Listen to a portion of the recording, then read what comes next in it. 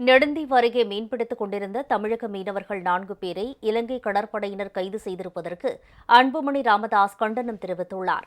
சிங்கள கடற்படையின் அட்டகாசத்திற்கு நடுவண் அரசு முடிவு கட்ட வேண்டும் என்றும் அவர் வலியுறுத்தியுள்ளார். மீன்பிடி தடைக்காலம் முடிந்து நேற்று முன்தினம் முதல் மீனவர்கள் ஆழ்கடலுக்கு மீன்பிடிக்க சென்று வருகிறார்கள்.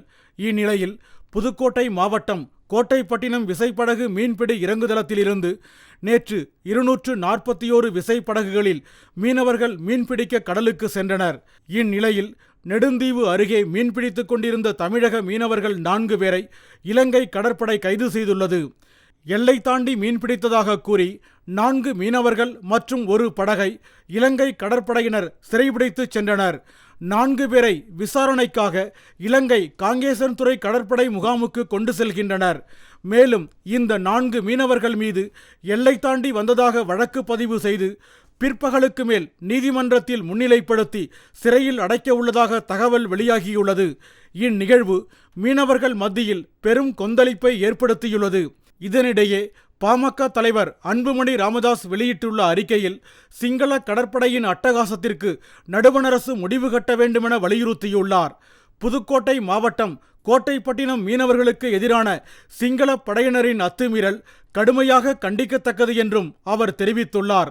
தமிழக மீனவர்களை கைது செய்வதையே சிங்கள கடற்படை தொழிலாக வைத்திருக்கிறது.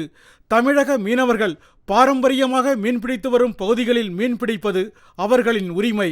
அதற்காக அவர்களை கைது செய்ய இலங்கை அரசுக்கு எந்த உரிமையும் இல்லை.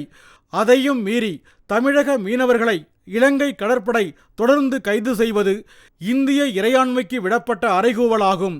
இலங்கை கடற்படையின் இந்த அத்துமீறலை இந்தியா அனுமதிக்கக்கூடாது.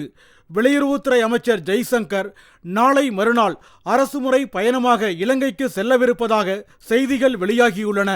இலங்கை அதிபருடனான சந்திப்பின் போது தமிழக மீனவர் சிக்கலுக்கு நிரந்தர தீர்வு காணும் வகையில் இந்தியா இலங்கை அரசுகள் இணைந்து அமைத்துள்ள கூட்டு பணிக்குழுவின் கூட்டத்தை கூட்டுவது குறித்தும் இலங்கை படையினரால் கைது செய்யப்பட்டுள்ள மீனவர்களை அவர்களின் படகுடன் விடுதலை செய்வது குறித்தும் வலியுறுத்த வேண்டும் என்று அன்புமணி கேட்டுக்கொண்டுள்ளார்.